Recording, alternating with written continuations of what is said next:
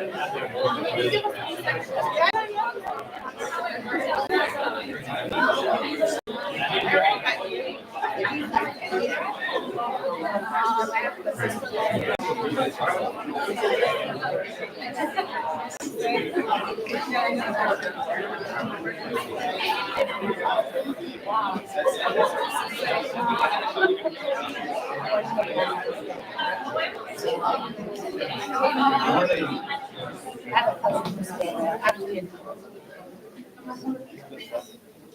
morning, and welcome back to those of you still with us, and welcome to the new arrivals who are joining us this morning.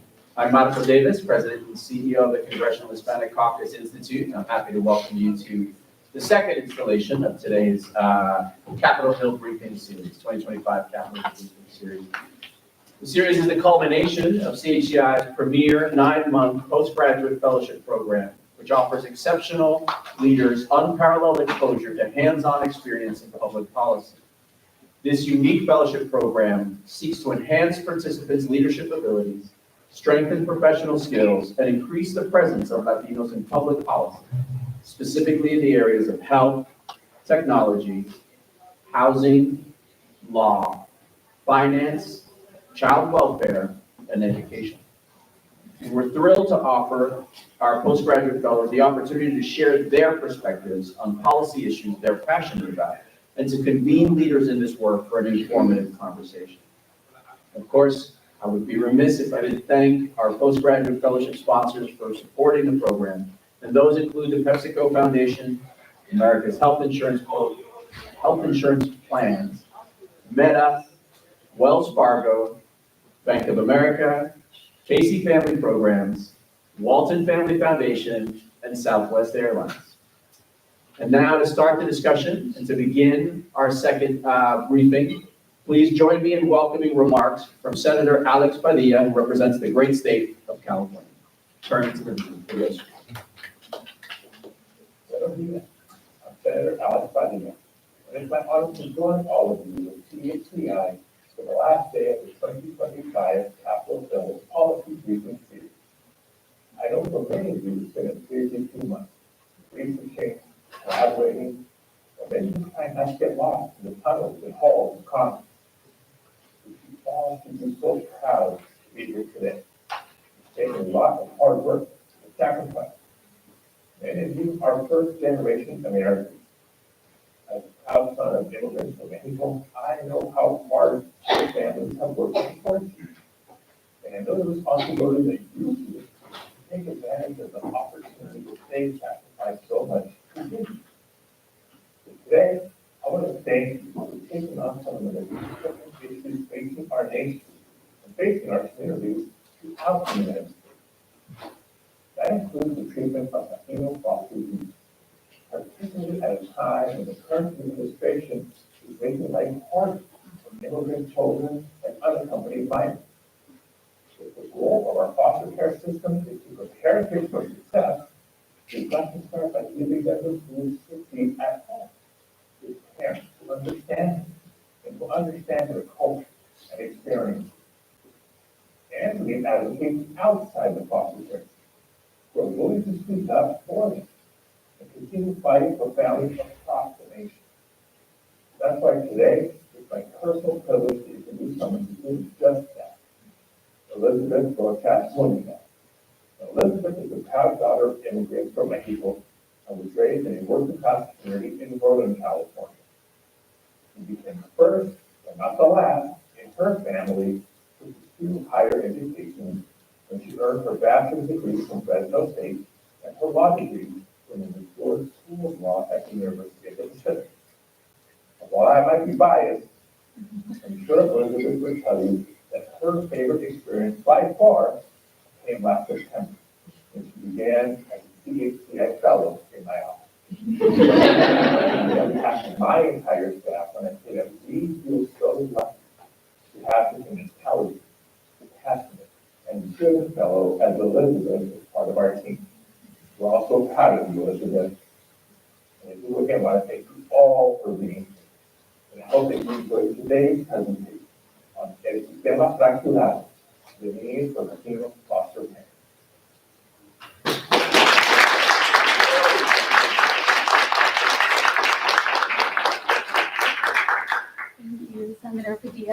for your thoughtful remarks and for your unwavering commitment to advance justice for our communities.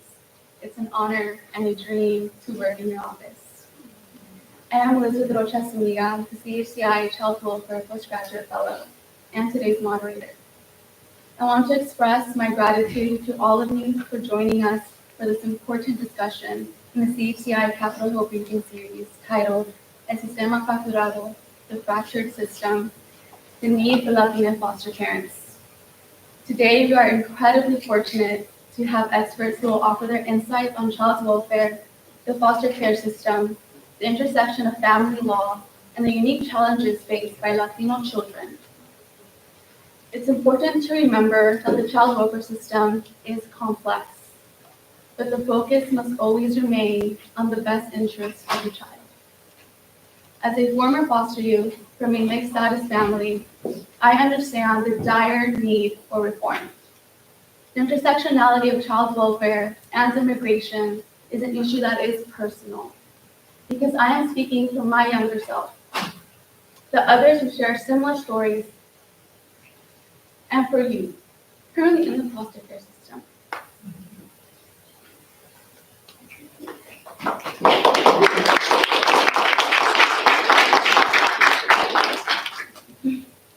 When children are separated from their families and their communities, the trauma they experience can last a lifetime.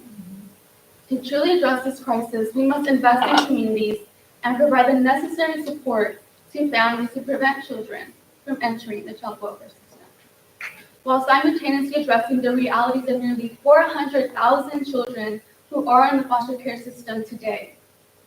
Many children are not able to be reunited, and some age out of the system without the resources they need to succeed.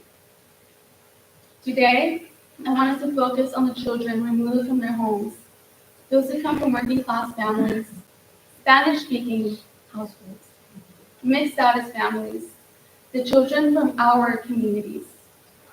I want to thank you all for being part of the solution by being here. Let's continue to listen, learn, and advocate for the changes that will make a lasting difference for the children who need us the most. At this time, I would like to turn your attention to Ana Rodriguez, who is a former foster youth and an advocate for reform in Los Angeles, California. My name is Ana Rodriguez, and I work in LA County as a mental health care coordinator, supporting youth, children, and families impacted by the child welfare system and the juvenile justice system. But beyond my role, I speak from lived experience. As a former foster youth, I have seen firsthand the gaps in supportive services, the long-term impact of not having culturally responsive providers, and the ways in which Latino families are too often misunderstood, overlooked, and even failed by the system. Latino families are overrepresented in foster care, yet we do not have enough supportive services designed to meet our specific needs. Because of this, many of our children are placed in homes that don't reflect their language, their traditions, or their lived experiences. I see this daily, the anxiety, the confusion, the loss of identity. Children as young as 6 are carrying the weight of systemic failures and political uncertainty, all while trying to navigate a system that wasn't built for them in mind. This is why we must uplift the voices of Latino families impacted by the child welfare system. We must push for more Latino foster parents, parents who understand our struggle and our strengths, who can nurture healing while keeping children connected to their roots. But it's not just about placement, it's about how we provide care. Too many families are left without the tools to break cycles of generational trauma, and this is key because many of our families are criminalized for their survivorship. When providers and foster parents commit to working through a trauma-informed lens, they don't just offer services, they create safety, stability, and the foundation for intergenerational healing. Our community is resilient, resourceful, and deeply connected. But without culturally responsive foster care, we risk losing more than just families, we risk losing our futures as a collective. By stepping up as advocates and service providers, we ensure that Latino children don't just survive the system, they thrive beyond it.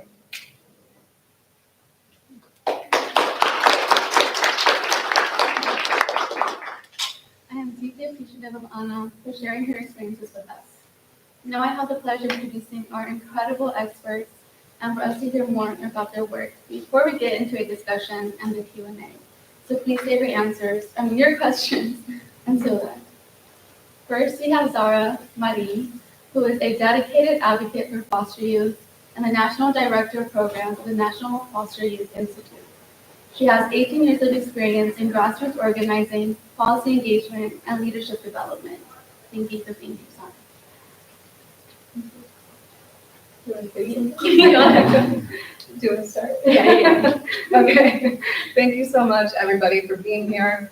It takes me a little while, even after 18 years, for me to warm up and get the wheels turning, but when they do, I promise it'll be good. So thank you so much. Welcome, esteemed colleagues and distinguished guests. Thank you for the opportunity to speak with you today on this critical issue of foster care in the United States, with a particular focus on the experience of Latino children and families within the system. I want to talk about the child welfare system, what it is, who it serves, and why reform is urgently needed. As Elizabeth shared, my name is Zara Marin. I'm the National Director of Programs at the National Foster Youth Institute. I was born and raised in the Central Valley of California, specifically Fresno as well, and have lived experience in navigating the foster care system as a child and a teenager with my 8 siblings. So I bring that expertise to this conversation, as well as my knowledge from the work that I do today. The child welfare system is a network of public and private agencies tasked with ensuring the safety, permanency, and well-being of children and families. At its core, it's responsible for protecting children from abuse, neglect, supporting families in crisis, and finding stable homes for those who cannot remain with their biological families. But the system is deeply strained due to underfunding, high caseworker turnover, and a shortage of stable placements. All of this has made it difficult to meet the needs of vulnerable families and children. We have effectively asked the government agency to do something really impossible, not only to protect children from abuse and neglect, but to also raise them too. When it comes to the scope and demographics of foster youth in care, with most recent data, there are around 400,000 children in foster care across the US, and in California alone, that number exceeds 60,000, reflecting the state's significant share in the foster care population. Children ages 1 through 5 make up about 1/3 of all new foster care entries, and 7% of those are infants. Latino children are significantly represented. Nationally, they make up 22% of foster youth in California. Latino children account for approximately 53% of foster youth in care. Children enter foster care for a variety of different reasons. The leading cause is neglect, which often stems from poverty and accounts for 74% of entries of youth in care. Abuse, whether physical, emotional, or sexual, accounts for 16% of entries, and parental drug use accounts for 36% of children entering foster care. Other factors also include incarceration, illness, or death of a parent, unfortunately. Children and teens in foster care can experience a variety of settings. So from my own experience, when my siblings and I were placed in foster care, I was only 3 years old at the time. It's one of my very first memories I have. And we did not have the privilege of staying together, me and my 8 siblings. Sorry, that's my sister. You know, I was doing this today. So we were placed in care. I was only 3 years old at the time. We weren't able to stay together. So if you can imagine, not only did we have to now grasp the idea of being removed from our homes, our families, our schools, our culture, but we also had to attempt to grasp the idea at such a young age of being separated from our siblings. We were placed in foster homes and not with my grandparents at the time because they did not make enough money to afford a home that could accommodate all 8 of us. They lived in a 1-bedroom apartment and received services to be able to afford those costs to begin with. When me and my siblings were removed from our parents, navigating the child welfare system was completely foreign to us and foreign to my grandparents. The idea of going to court, meeting with social workers, or even having supervised family visits just to visit their grandchildren was something they were not prepared to go through until they were in it. Although my mother's situation was unstable for a variety of reasons, my grandparents' love and support and warm meals were consistent. I'm grateful that with enough support and services from their church and government assistance, my grandparents were able to upgrade to a 3-bedroom apartment with bunk beds so that we could all be together. This speaks to the importance of power and community and the importance of access to resources. When we were placed with my grandparents, there weren't any mental health services available to support us as a family after going through something traumatic like being removed. There weren't conversations around how to integrate us children back into our family after being disconnected for years. We were removed with Spanish being our first primary language and the beautiful normality of enjoying every meal with the fresh, warm tortilla. When my siblings and I came back home, we had lost our connection to speaking Spanish due to being placed in a non-Spanish speaking household. And to my grandmother's surprise, we were turned off by cultural foods that we once loved and enjoyed together.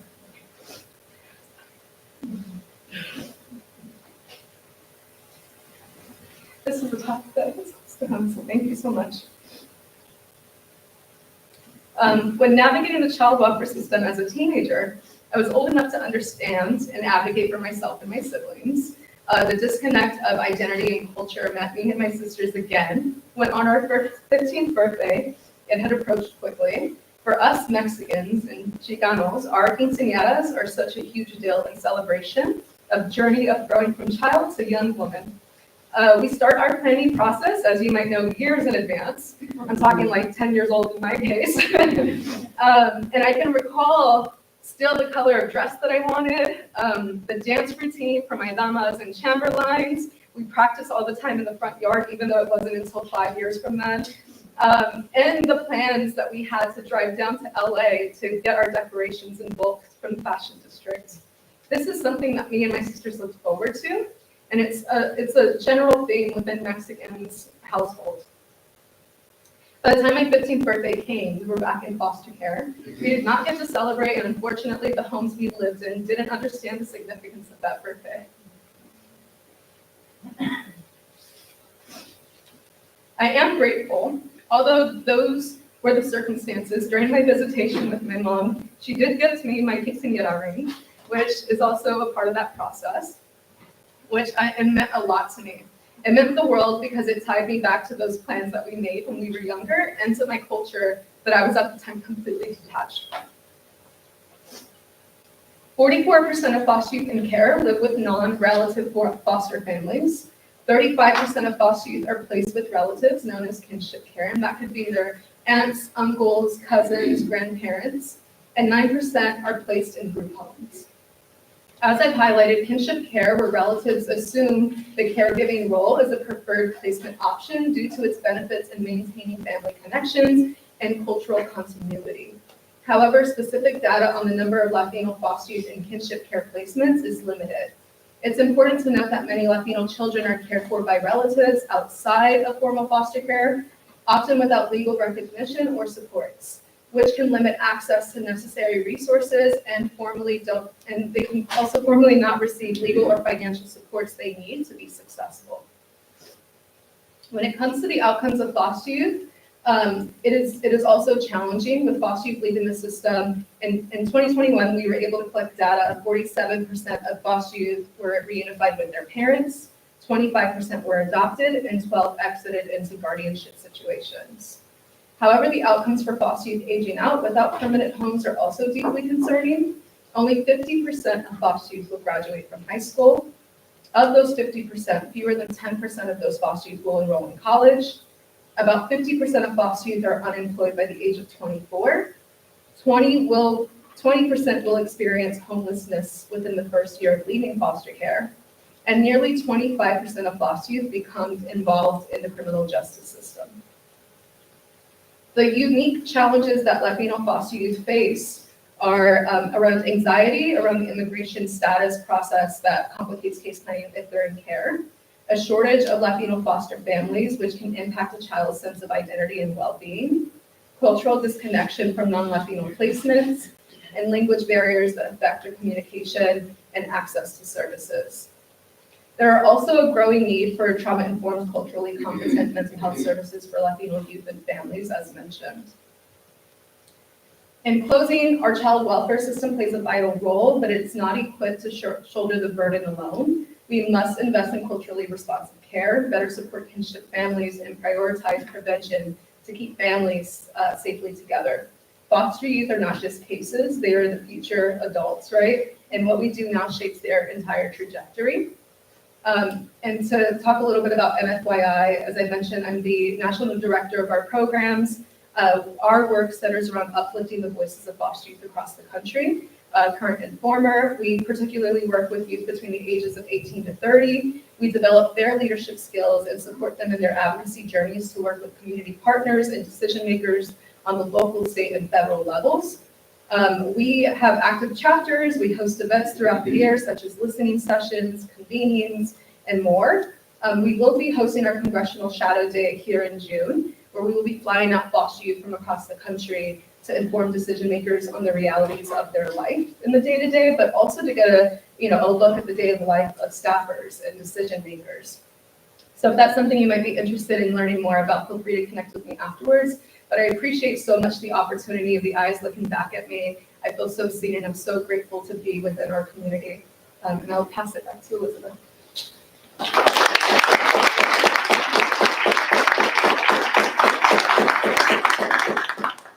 Thank you, Donna. Thank you so much for sharing and for being here. Next, I want to introduce Madeline Sevili. She currently serves as the Director of Programs at Court-Appointed Special Advocates for Children, DC, known as CASA, where she oversees programs supporting youth impacted by the foster care and juvenile justice systems. Thank you for being here, Madeline. All right, hi everyone. I was told to put this clip, so first want to say a big thank you to Elizabeth, to CHCI, to the other panelists. Really excited to be here today and talk about such important topics. As Elizabeth shared, my name is Madeline Spilly. I'm the Director of Programs at CASA DC. The full name is a mouthful, Court-Appointed Special Advocates for the Children of DC. For short, it's CASA DC. I've had the privilege of working at the organization for over 3 years now. Prior to that, I worked in K-12 education, specifically in low-income and underserved communities. And as a teacher, that's where I saw firsthand that my most vulnerable students, I wasn't able to support them in my role as a teacher. So that brought me to CASA. CASA's mission is to provide court-involved youth in DC with a caring and consistent adult advocate. We aim to ensure that every youth in the foster care and juvenile justice systems has a trusted adult who will advocate for their best interests while building a relationship of trust and support. We carry out that mission through the recruitment training, and continuous support of court-appointed special advocates, or CASA volunteers, hence the name. They serve as mentors and advocates for youth inside and outside the program. So, as we know, we're here today to talk about the challenges that foster youth face, very significant. When we compare them to peers in the general population, there are many obstacles, many barriers that they're facing that the general population may not be. This includes instability in housing, education, and relationships, as well as the emotional toll of trauma. Adverse childhood experiences, or ACEs, are shown to have long-term effects on health, behavior, school performance, and other indicators throughout adulthood into all of your life. Youth in foster care are more likely to experience high levels of trauma, making them more vulnerable to these negative life outcomes. Zara shared several of those statistics that are big, they're profound.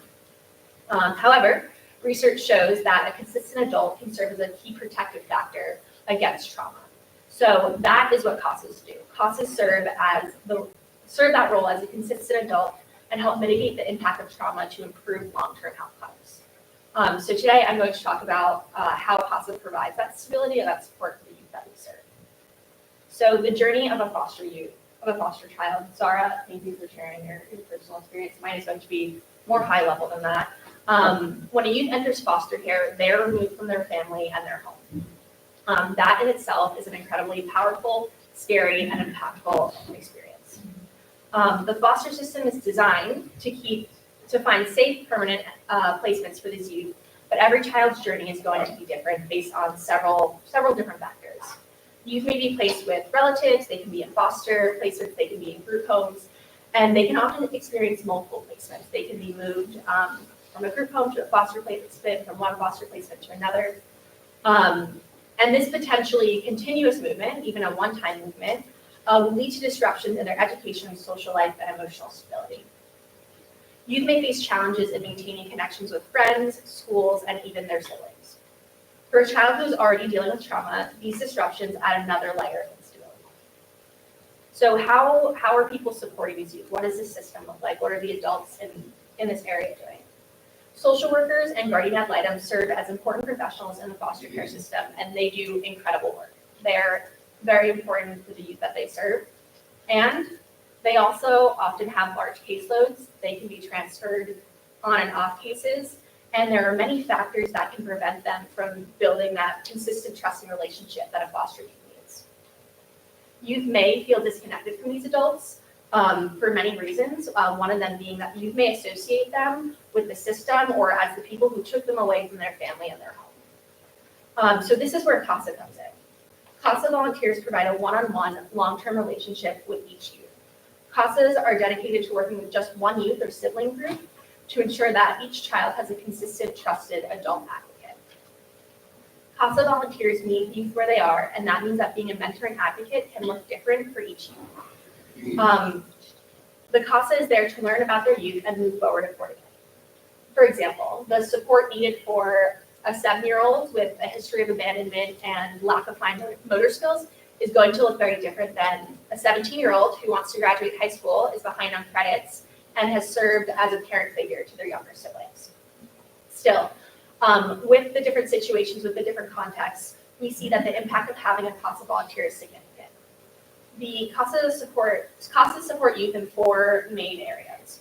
1, permanency, ensuring stable family connections and housing. 2, education, addressing academic struggles and increasing engagement in school. 3, well-being, supporting emotional, physical, and mental health. And 4, life skills, developing independence, financial literacy, and job readiness.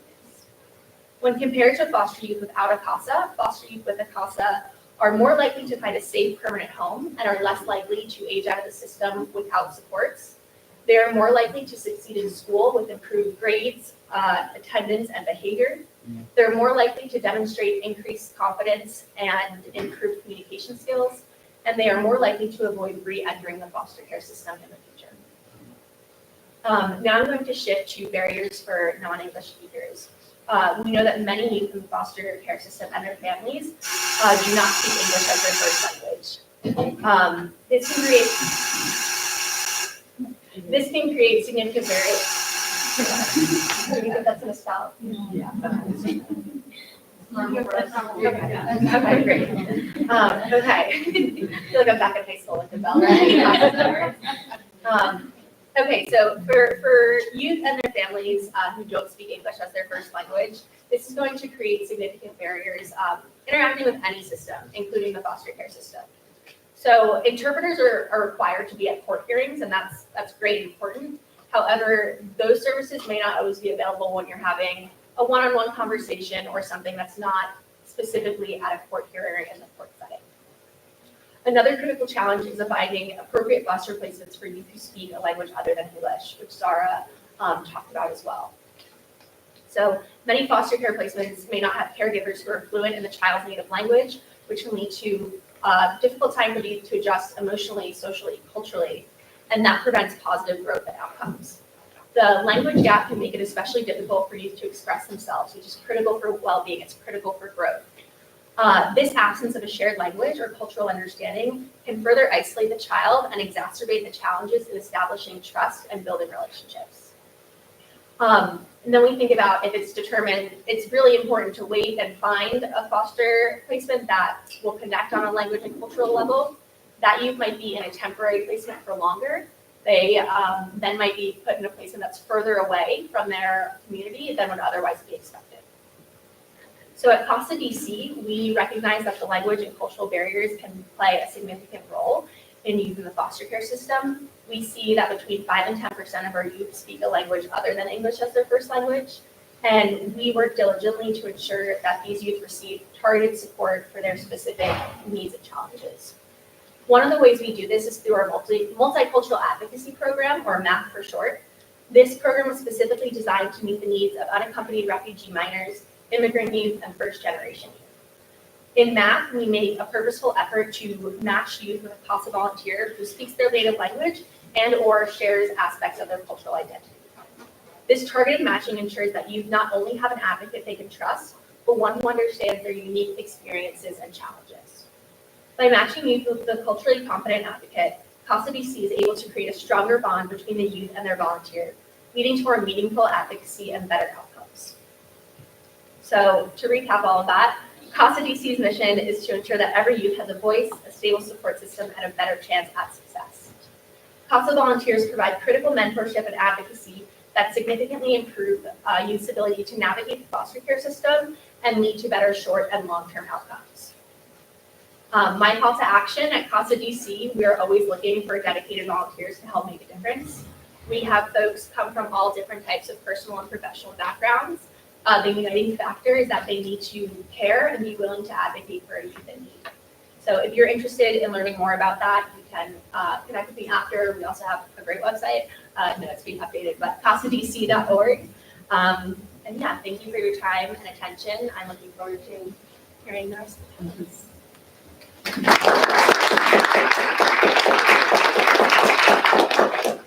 Thank you, Madeline. Now I have the honor of introducing Mary Lynn Tapia. She is an attorney and former social worker in Washington, D.C., with more than 30 years of combined experience in both fields, specializing in child welfare issues. She is fully bilingual in English and Spanish and is a member of the D.C. Bar. Thank you for being here, Mary. Thank you. Thank you, everyone, for coming out, especially this rainy day. It's like, oh no. I'm here today to speak to you as a frontline social worker and attorney working in the child welfare system in the District of Columbia, and to share some of my experiences. Since fiscal year 2024 through the first quarter of 2025, the number of Latino children in foster care has remained steady at approximately 12% of all children in foster care in the District of Columbia. Over the last 30 years, I've worked with Latino families within the child abuse and neglect system. I began my career in 1996 as a social worker, working in what used to be the predominantly Spanish-speaking area of Columbia Heights. My responsibilities included the recruitment and training of foster parents, in addition to carrying the cases of the youth that were in our foster homes. Our goal was to reunify youth with their biological families, or in the alternative, find a permanency option. From there, I went to work for DC Child and Family Services Agency as a case-carrying bilingual social worker, working in a CFSA unit co-located at a community agency also in Columbia Heights. As a social worker, part of my responsibility was to go to court with the youth and collaborate with attorneys on the case. For cases where there is a removal of a child or where CFSA has requested, as Child and Family Services Agency, they've requested court intervention, there's a panel of attorneys down at DC Superior Court who are appointed to represent the youth and their families. At this time, it was around 1999 or 2000, there were only 2 Spanish-speaking attorneys on the panel, and they were assigned to every single one of my unit's cases, either representing a youth or representing a foster parent, not a parent.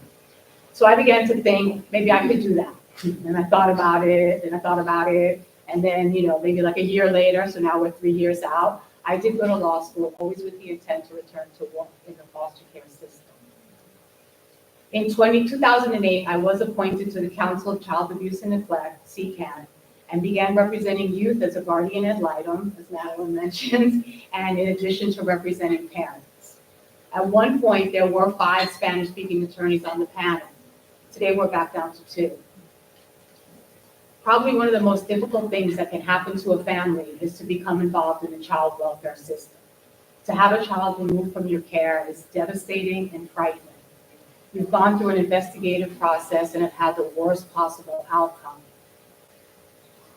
And then you're told to be in court in 48 hours. You don't know where your child is, you don't speak English, you're worried about your immigration status, and you have to go to court and not know what comes next.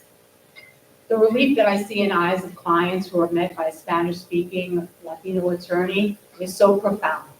This might very well be the first time that they've come in contact with the child welfare system that they're seeing anybody that speaks Spanish. And it's a complicated process That is not always fair to parents who need a lot of advocacy, both within the child welfare agency and in court. Even with having a Spanish-speaking attorney, it is difficult to understand the court processes, procedures, and a lot of the terms used. The court will regularly order parents to participate in a host of services if they wish to reunify with their children. However, most of the time, these services are not available in the communities, or if they are available, there are very, very long wait times. Federal law mandates times within which the parents have to reunify with their children. And so not having the services in the community can either delay the reunification process or prevent reunification from occurring. Equally important to a successful reunification is whether or not there's a Spanish-speaking social worker assigned to the case, both during the investigation and afterwards as an ongoing social worker. DC social workers do have access to a language line which provides interpretation. However, we all know that much is lost in translation. Even more so in heightened emotional situations such as a child removal. Words, phrases, body language, and attitude can all easily be misinterpreted and lead to an unnecessary removal. Currently, CFSA, the DC Child Family Services Agency, and its contracted agency in Maryland do not have any Spanish-speaking social workers carrying out-of-home cases, i.e. when the youth are in foster care. CFSA has been contracting these cases out to a community agency that runs the Unaccompanied Refugee Minor program. At this time, that agency has only one Spanish-speaking licensed foster home and only one Spanish-speaking ongoing case carrying social worker. Today, I have a caseload of approximately 23 children, including 10 Latino youth ranging in age from 4 to 20. Only one of them is placed in a Latin Spanish-speaking foster home, and I believe that this is the only foster home that is licensed to the DC Child and Family Services Agency in the District of Columbia. It seems as though the situation is worse today than it was 30 years ago. So how can we do better? One way to address this is to change the recruitment strategies along with the target population. Child welfare agencies should focus their recruitment efforts toward professional organizations, such as the National Association of Hispanic Journalists, the Hispanic Bar Association, Unidos US, and MULAC, just to name a few. There also needs to be greater incentives for Spanish-speaking attorneys to join the CCAMP panel so that we may increase the number of families who are receiving linguistically and culturally appropriate behaviors. In 2000, CFSA implemented a population-based approach to child welfare, in which they co-located CFSA units at community agencies known as collaboratives.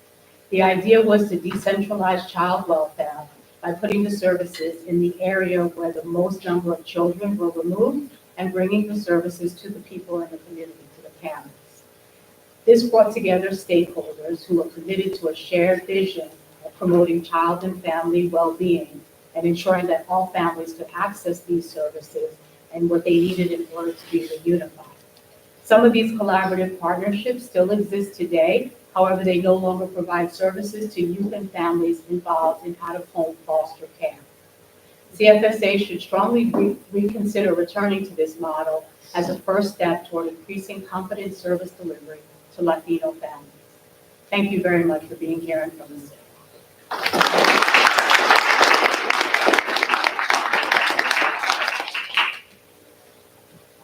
Thank you, Barry. Now moving on to our last panelist, Nina Guzman. Dr. Guzman is the Chief Strategy Officer at Child Trends and Director of the Hispanic Institute.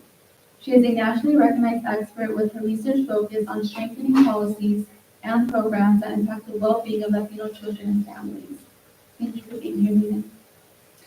Buenos dias and good afternoon. I think it's technically afternoon now. And thank you, Elizabeth, for inviting me to this panel and also for organizing. And I really have to say that I got the opportunity to meet Elizabeth about a week ago. And I have to say she has just really reinvigorated my my faith in the next generation, because I have to say just such commitment and such passion for the work that you do and for the communities that you serve. So thank you for that.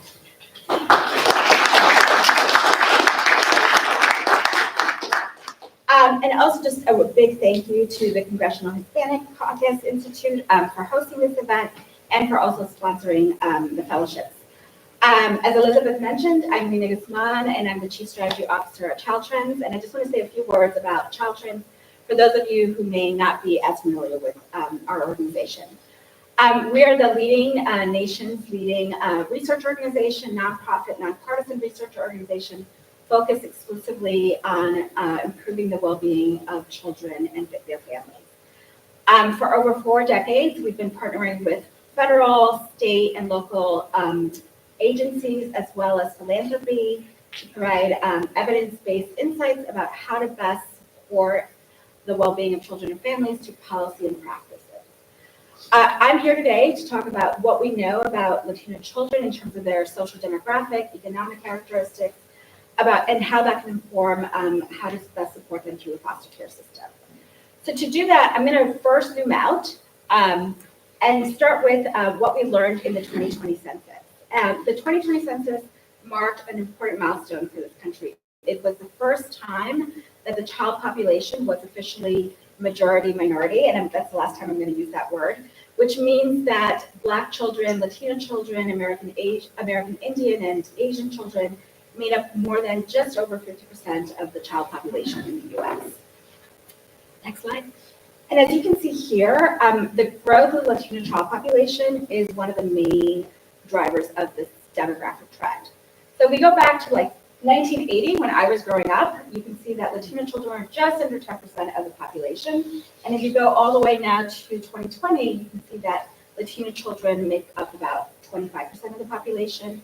And if you go zoom out a couple more decades, in 2050, you see that we're expected to be about 30% of the child population. Next one. So who are Latino children in the US?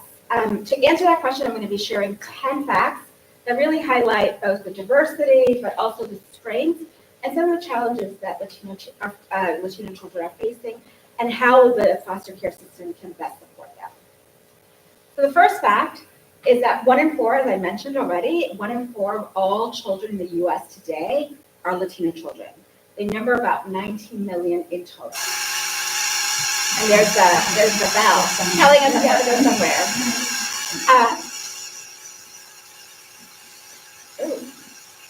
Okay, next slide, please. Second, the Latino child population is incredibly geographically diverse. So when I was growing up in the 80s, really you could count the number of states where Latino children were located. And today, Latino children make up over a quarter or more of the child population in 12 states. And in California, Texas, and New Mexico, Latino children make up more than half of all children. I'm sorry, which I'm sure you know.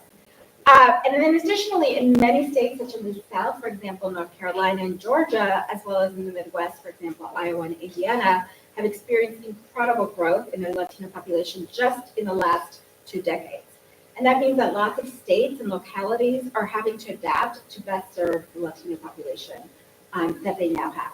And even in places like California or in Queens, where I grew up, the Latino population has changed quite a bit just over the last 4 or 5 decades. Next, as you can see here, the Latino population is very diverse in terms of their country of heritage. Having heritage in Mexico is still the majority of Latino children, but you can see here that about 10% have heritage from Puerto Rico, and Salvador, Dominican Republic, and Cuba round up the top 5 in terms of where Latino children have their heritage. I note this not only to sort of highlight the diversity of the Latino child population, but also because each sending country has its own history of push and pull factors. So for example, some countries you might see more immigration because of economic factors, or other countries you might see more immigration because of war or violence. And when we are serving children, we need to take that into account, and whether the children or the parents or the grandparents witnessed or experienced war and violence firsthand is really important to know, and thinking about, for example, how to provide services as well as trauma-informed care. The fourth fact, which I have to say usually surprises most people when I share this, is that 93%, the vast majority of Latino children, 93%, are U.S. born citizens. And the fifth is that although the immigrant experience is although the vast majority of Latino children are U.S. born citizens, the immigrant experience is a reality for many. Over half have a parent who's an immigrant, and one in four have at least one unauthorized, one parent who's an unauthorized immigrant. That means that the reality is that many Latino children, 1 in 4 at least, face the real possibility of a parental separation at any point. 6, we can see here that most Latino children live with 2 married parents. So about 56% live with 2 married parents, and then another 10% or 11% live with 2 parents but they happen to be unmarried. So that is a possible protective factor against, sort of entry into the foster care system. 7, many Latino children live in multi-generational homes. The most common type is grandparent co-residence, whether it's living with the grandparent's house or the grandparent living with the parent's house. Roughly 15%, and again, live with a co-parent, and about 13 among that 13% are living in sort of 3-generation house: child, parent, and grandparent. So again, this can be an asset as we think about for children who enter the foster care system and potentially having grandparents serve as a foster parent. And then 8th is that the vast majority, 9 in 10, Latino children live with an employed adult present in the household. This is true whether we think about all Latino children, whether we think about low-income Latino children, whether we think about Latino children with immigrant households. So this is just sort of a universal feature of Latino child's experience, that parental employment and adult employment is very much present in most households. Even though parental employment is very much a feature of the Latino child experience, we also know that economic security is precarious for many. Roughly half live in or near poverty, meaning about 200% of the federal poverty line, and particularly important and making them vulnerable to the foster care system or entry into the foster care system is that 11% live in deep poverty, meaning that their family household income is less than half of the federal poverty line. And then finally, Latino children are incredibly linguistically diverse. Over half speak a language other than English at home. Most of that is Spanish, but the percentage that speak indigenous languages is increasing. And that is definitely a challenge for all systems that are interacting with children and families. If it's difficult to find translators, lawyers, social workers that speak Spanish, can you imagine what it's like to find it? It's probably virtually impossible, if not. So it's really becoming an increasing challenge, and especially for localities where you see more of the migration clustered. It's also worth noting that about 30% of Latino children have a parent whose highest level of education is less than high school, and that increases to just about under half for those with immigrant parents. So again, think about a population that may be quite difficult to serve. We're talking about populations that may not be comfortable or used to American systems, educational system, child welfare system, who may not be used to or even be aware that advocacy is something that you do. I know that was something that my mother learned very quickly when we came to this country, but that was something that was just a foreign concept. You just didn't demand things when you faced, authority. And so this is just one of the ways in which, the foster care system really just needs to be thinking about how best to support Latino children and families. So what do we know about Latino children in the foster care system? For this part of the talk, I'm going to be sharing some of the work that my colleagues at Child Trends, including one of my colleagues, Sarah Catherine Williams, who I believe is in the room, but now I can't see her. There's one seat where we can't see each other. And this is work that has come from has been funded by Casey Family Programs as well as the Annie and Casey Foundation. So thank you for the support and the investment in this research. So again, zooming out and starting with the big picture, in FY 2023, the most recent year that we have data for, about 3.6 million children were referred to the child welfare agencies for suspected maltreatment. and about 500,000 of them were subsequently found to be victims of maltreatment. And in this slide, you can see that just over a quarter of those children are Latino, so just roughly the same representation as the overall child population. Now let's take a look at children who are actually placed in the foster care system. And again, looking at the most recent data in FY 2021, we see that 22% of all children in the foster care system are Latino, again, roughly the same proportion that you see at the national level. But however, at the state, you start to see a much different picture. So when we compare the makeup of the general child population at the state level to the population at the foster care system, you see that there's some states where the Latino children are underrepresented and some states where it's overrepresented. So for example, Massachusetts, Connecticut, Utah, and Colorado, you see an overrepresentation of Latino children in those states in the foster care system. And then in Florida, Nevada, and Hawaii, you see a pretty significant underrepresentation of the Latino child population compared to the size of the state population. There's no one reason why we see these disparities, and they likely vary across states. This can include sort of the proportion of Latino children in those states that are living in poverty. It could also, it's really hard to disentangle poverty and neglect, and often, that really isn't ever disentangled.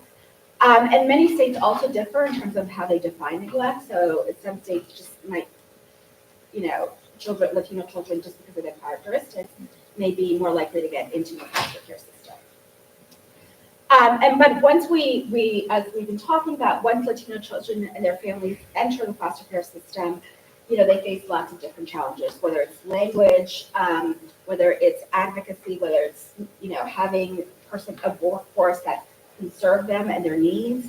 And this really just highlights the needs for culturally responsive services, trauma-informed care, bilingual services, bilingual staff, and so on. And then finally, I want to just highlight about the kinship care. So we know from research that when children can't live with their parents, the research tells us that the best place to place them is often with relatives, whether it's grandparents or others who already have a caring and long-term relationship with the children.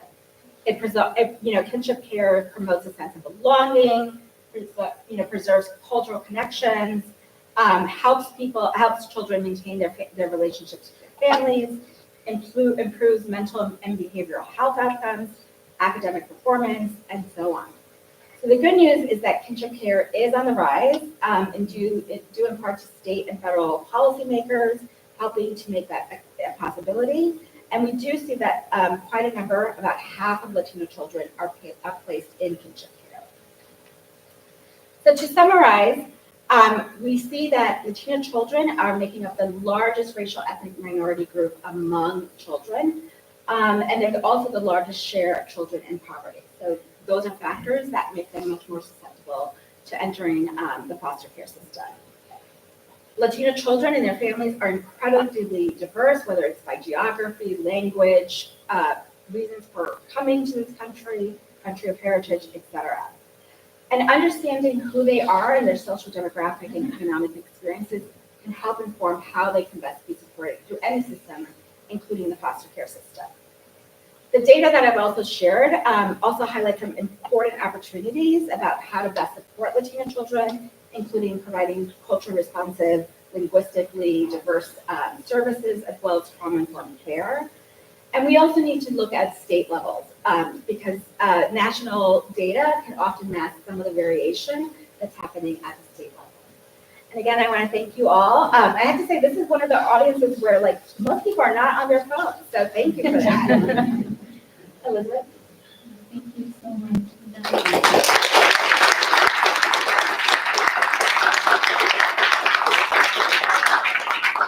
So now we'll be having a discussion, and I will present questions to all of you.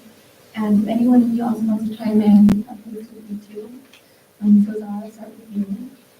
I want to focus on the data and the rates regarding foster youth who end up in the juvenile justice system or who experience homelessness. How does the MFYI work to improve outcomes for these children and prevent these negative pathways?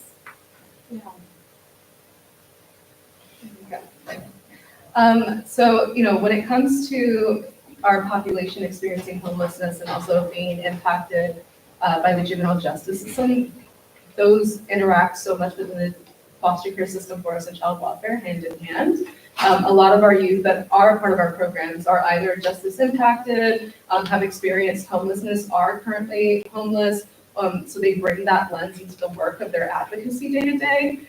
We think it's important when we talk about foster care, not just to talk about youth that are in foster care, but also to be broad, to let people know and educate them that when we talk about it, it's foster care, it's juvenile justice, it's homelessness. There's so much that covers that. I want to say back in, my executive director is actually in the audience, I want to say back in 2023, we organized a group of justice impacted youth to talk about why they were incarcerated and highlight their stories. And through our Lost Days campaign, they were able to talk about, for example, one young man said that he had experience where he didn't have the resources, neither did his parents, to go ahead and cover utilities, food, things of that nature. And then, his mom was incarcerated later that evening. He went to school the next day, was impacted by it. His teacher wasn't the most supportive, and ended up, calling his probation officer and was incarcerated. And so they really wanted to highlight the number of lost days that they lost due to being incarcerated instead of having a mentor,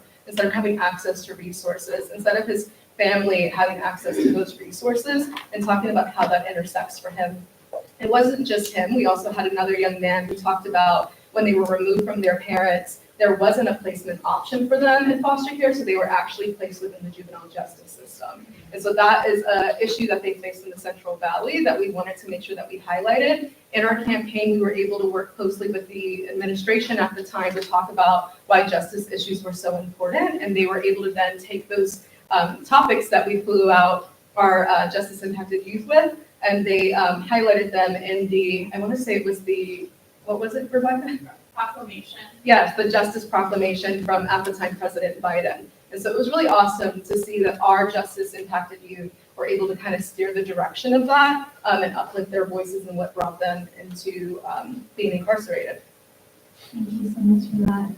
So Madeline, so you previously mentioned the importance of children having advocates by their side. Could you elaborate on how having an advocate impacts a child's re-entry into the foster care system? And are there specific strategies or success stories that you've seen that help prevent re-entry? Yes, so, there we go, okay. So yes, we've seen that youth who have an advocate, youth who have a CASA are less likely to re-enter the foster care system. There are several factors for that. One is, as appropriate, the CASA will engage the family or the parents to make sure that if they do have needs, to make sure that they can be stable in the long term, that is addressed before the case closes in reunification or some other permanency goal. Can you repeat the question? Yeah, and I'm just curious to know more if you are aware of any specific strategies or success stories that you've seen that prevented re-entry. Yeah, so what I've seen several times is as a case is getting closer to closing in reunification or closing in adoption, closing in some way, the CASA, the advocate, will raise a flag. For example, the placement needs proper furniture, or we need to make sure that when they are no longer, when it's no longer a foster placement, it becomes an adoptive placement, that they are still getting some type of financial aid or support that they need to continue supporting the youth in a way that is effective and appropriate. So that is definitely a strategy. Advocating is a strategy, right? But being really specific in what is needed. Is it they need a bed? Is it they need to be enrolled in a school or an after-school tutoring program? Do they need health? Do they need health appointments before the case closes to make sure that is taken care of? So really being specific in your advocacy of what is needed to make sure this case closure, this permanency goal, is going to be successful long term. And Barry. So all this information has been incredibly insightful and leads perfectly into a discussion about the role of attorneys in supporting children and their families through this process. Could you share what inspired you to pursue law school and how that journey led you to becoming a guardian ad litem for children in foster care? So I think that, starting off as a social worker and really being on the ground, running with the youth. We had youth that were abscondents. We would, try to chase them down, looking for them in the communities. We like held hands of youth, who really needed that role model. I've done hair for girls going to prom, found dresses. We've had a lot of juveniles that are also dual jacketed, so, youth that are just coming into the first contact with the juvenile system, how to pull them out of that and link them like to a CASA, to someone that'll be really helpful. So it was really my background as a social worker, and again, seeing the lack of attorneys that were in the panel that represented both parents and children. And so that's what then I sort of had a little, kind of idea, and a mentor that was like, you should go to law school. And they kind of simmered for a little while. And then, I went to law school and came back and really, enjoyed the work that I was doing as a guardian ad litem. I always say that I'm a social worker with bite. So that now people listen to me a little bit more when I'm like demanding something, or, they're not responding, let's say, to the social worker, then I come in and they'll respond to me. But it's the guardian ad litem role is very social work. It's the same thing kind of along the lines of the CASA, where I'm identifying the needs of my youth. I'm advocating for what it is. When it's a foster home that I go into, and I'm like, why is this home even licensed, right? I need to get my kid out of here. Or if it's, advocating, like we heard that change in placements aren't really good for youth. However, sometimes I have to advocate for that change in placement, especially if I want my youth to go back to being home. And I have that challenge with the agency where they're looking at their statistics and the number of changes a youth is going through, when you really have to, advocate for that. So it spins a little bit on really what I need to do, not so much as a social worker, but more as an attorney. There's also more of the litigating, like I could say, part, because we do have trials. We do have neglect trials. The government has to prove that the neglect occurred. And so there are trials that the guardian ad litem also participate in. We can call witnesses, we can cross-examine witnesses, and then we also make recommendations to the court on that best interest standard for what we believe is in the best interest of the youth moving forward. And the court does give a lot of credence to what the guardian ad litem has to say, because we're visiting the children in the foster homes, we're visiting them at school, we're knowing what's going on with them in the community. We're also hearing and knowing a bit about what's going on with the biological family. And we need to take a stance as to whether or not we're supporting a goal of reunification or some other goal. So it's sort of like a marriage of everything that's just been looked at really well for me. Thank you, Mary. Lena, I'd like to ask you to expand on the ways in which we can strengthen families, specifically within the Latino community. What do you think are ways in which policy can be implemented to uplift and support Latino families? Yeah, that's a great question. I think first is just recognizing the many strengths that Latino families bring to the table every day. Whether it's the Latino families, for example, are much more likely to share a meal every day to dinner. It's the customs, the culture, the bilingualism. That's an incredible strength, both for related to educational outcomes, but also in the workplace. And those are strengths that should be fostered and supported, not extinguished. And then in the just in terms of the systems, it's really about, I would say first is, supporting a workforce that can really meet the families where they are, whether it's the language, whether it's the understanding that familiarity with the systems or advocacy is just something that there is a complexity of the experiences that many of the families experience. Thank you, Lena. And so now I have a question for each one of you, and y'all can answer everyone's first.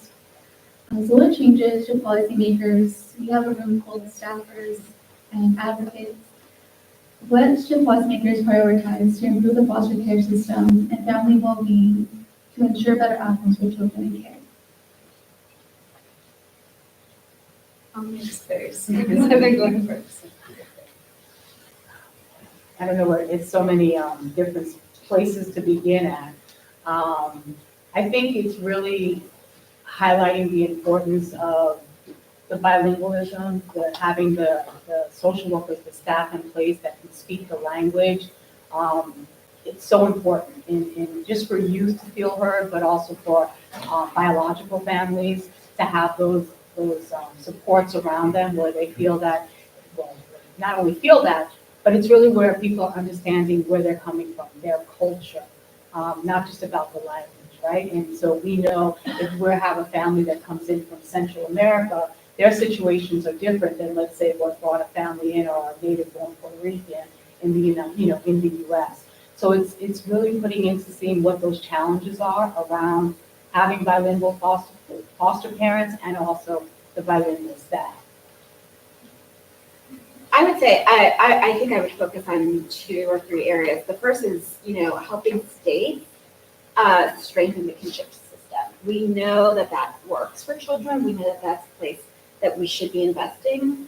So reducing whatever barriers there are to placing more children in foster care systems, whether it's through helping families that are serving as kinship providers, or providing foster care as kids, whether it's the subsidies, whether it's the kinship finders, making sure that there is just very extensive and strong resources to find available kin.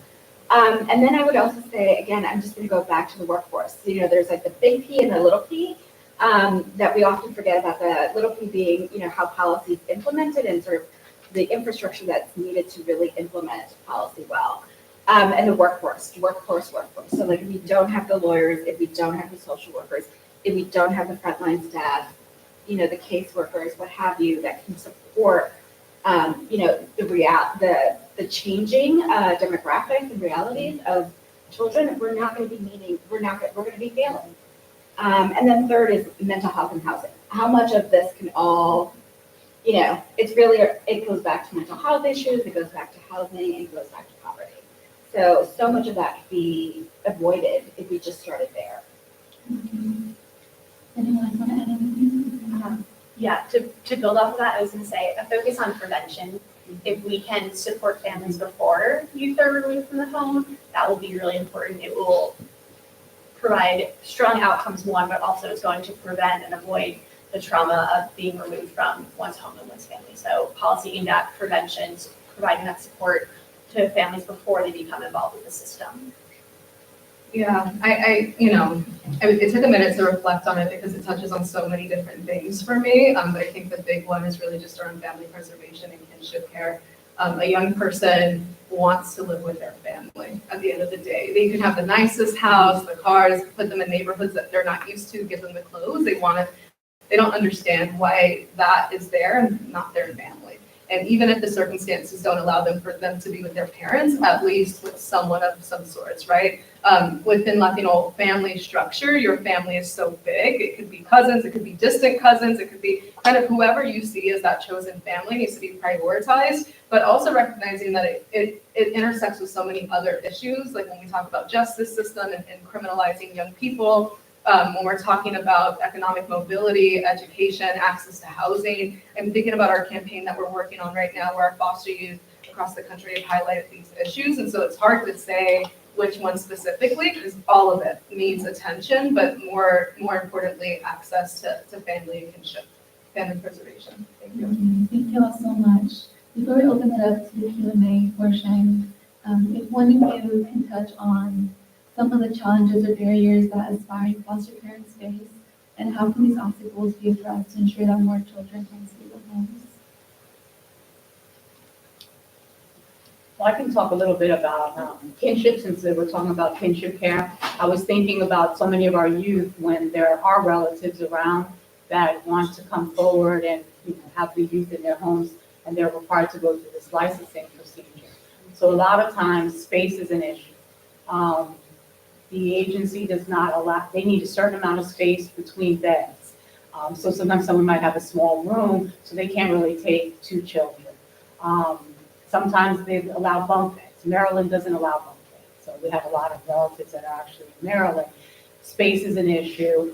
Sometimes it depends on the person's legal status here. They need to do clearances, they need to do child protection, and they're just very wary, and even more so now of having to go through those processes.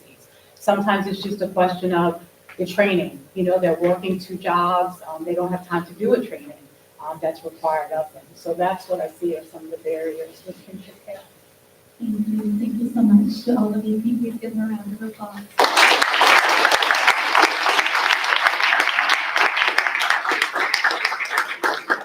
If you have questions, please raise your hand and Sal will bring the mic to you.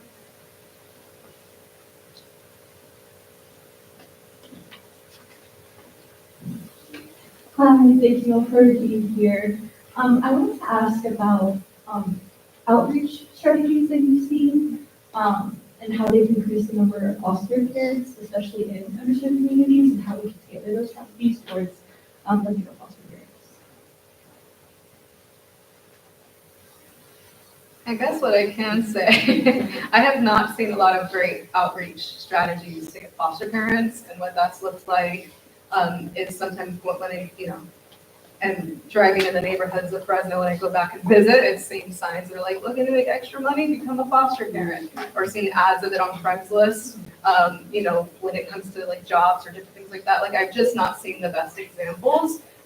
In the past, I've gone out of my way to work with those, agencies to educate them on how to properly recruit families to go ahead and take in foster youth, and just educate them about what kind of they're attracting when they put it out there like that. So I haven't seen a lot of great examples, I will say that.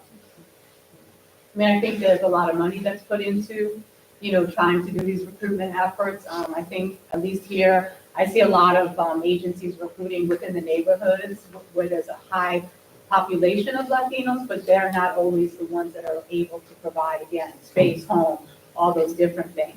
That's why one of the things I suggested was, let's look more toward these professional Latino agencies. Like, we know they're there. They have, members. So really trying to broaden strategies that way and do an outreach in a more thoughtful way.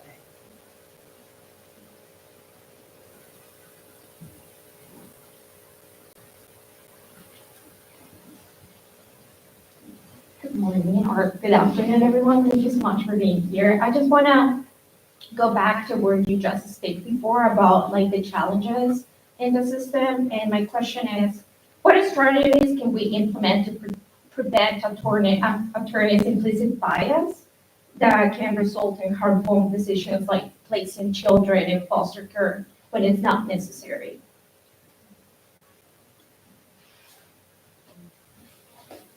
Well, I think training of social workers, caseworkers, lawyers, I think is always an important step, and that continuing updating of training. Because again, the populations change, the needs of the populations, change. So, those kind of partnerships and trainings, I think, are important. But No, I would agree. I was thinking, oh my God, we've had so many trainings on implicit bias and ethics. Those are like the top trainings that we have to do, because it is just really, really important to sometimes sit back and really analyze kind of where you're coming from, what your beliefs are, and not to have those impact the decisions you are making when representing a parent, when representing a child. So I do think that training is probably the best way to address that. Also, I don't know, people would be surprised to say, having a CASA on the case would be really helpful. And it can come from the lens of the CASA connected that you've been talking and asking, hey, like, what do you know about displacement? Do you feel comfortable? Like, what are your thoughts? And you feel really honest. And so if it is something that they share that they don't want to do, should that be brought to the conversation? Any more questions?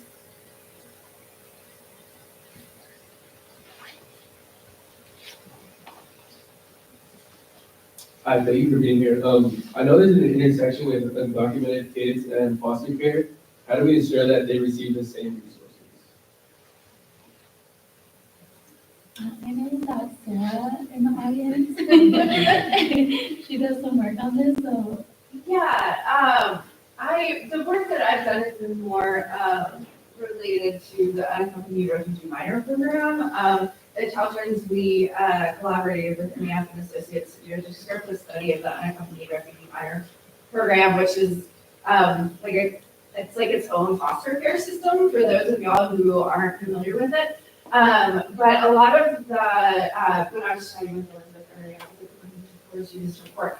Because through that descriptive study, we learned a lot about the challenges that the URM program faces in recruiting foster parents for very diverse populations, being diverse African beyond, Latino immigrants, but and so some parallels can be drawn with the unaccompanied children population as well, of just some of those struggles of finding those, not just bilingual, but bicultural. Like some of the things that you were saying, Dara, about, that warm tortilla in the morning and, how little things like that can go such a long, long way, and helping children feel comfortable and stable. But I mean, I think, through some work that the Children's Bureau funded back in the early teens were these diligent recruitment grants where these were to domestic foster care providers, but it was, a series of demonstration grants trying to figure out like how can we better recruit and retain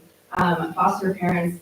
And a lot of them were, the lessons that we learned through those grants and through the work that I've done with the URM program.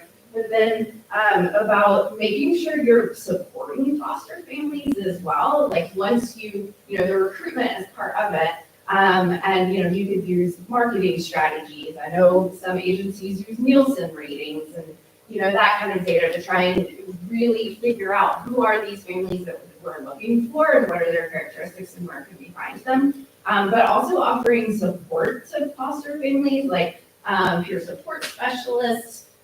Things like that. So like recruiting within the communities, but that Barry was talking about, like going into the communities where the children are being removed from is a really good strategy, but also like how can we actually continue to support these foster parents or relatives, that are taking children. And on Leah's point about building out the workforce, not just like, and how can we combat bias? It's not just about the training. If you get people with lived experience and diversifying the workforce, and trying to get people into the workforce that have similar experiences to the children and families that we're working with, are also some other. Thank you so much, Sarah. I know I kind of put you on the spot. So we're gonna close out. I just want to ask if there's any last minute thoughts from all of you. I did want to just add, as I was listening to Sarah's talk, I think what came to mind for me is I know a really amazing foster parent out in California who every child has entered her home. They graduate from high school, they go on to college, and they go on to like have an idea of where they're going to transition out of, whether that's their own apartment or, living with a friend, roommate situation, that they have a plan. And the beautiful thing and quality of this foster parent is in no way have they ever stepped in like, I'm your foster parent now, your whole family, they don't exist. Like now you're my child, when I can recall other instances where that has kind of happened. Not to say that all foster parents are like this, but I think prioritizing education of foster parents that, if the young person is able to still have that connection with their biological family, and if it's healthy, to allow that to happen, because that is cultural preservation, and not setting it up that when a young person goes into your home, now their family is no longer in existence, right? It's just not healthy, and it's not really setting them up for success, because at one point they are going to age out, and what are the meaningful relationships and connections that they have once they do? And so, you just brought that up for me, Sarah, so thank you so much. Thank you all so much. Please give them a last round of applause.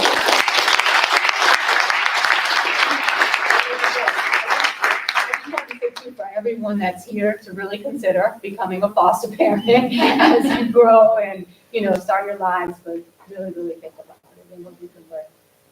Or think about becoming a CASA. Or you could do both. Yeah. You could foster one child and be a CASA for another.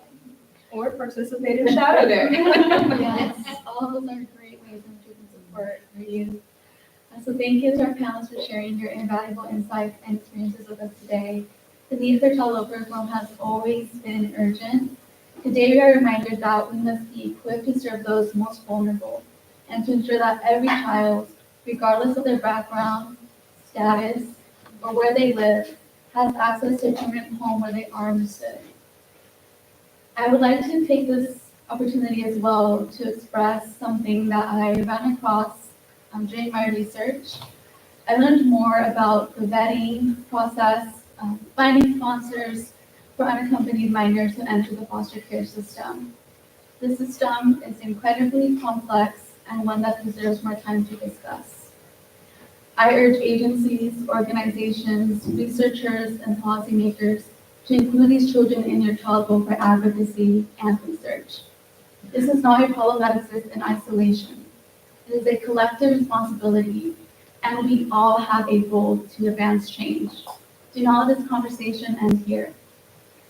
Continue forming yourselves and advocating for the policies and reform that will advance justice for every child.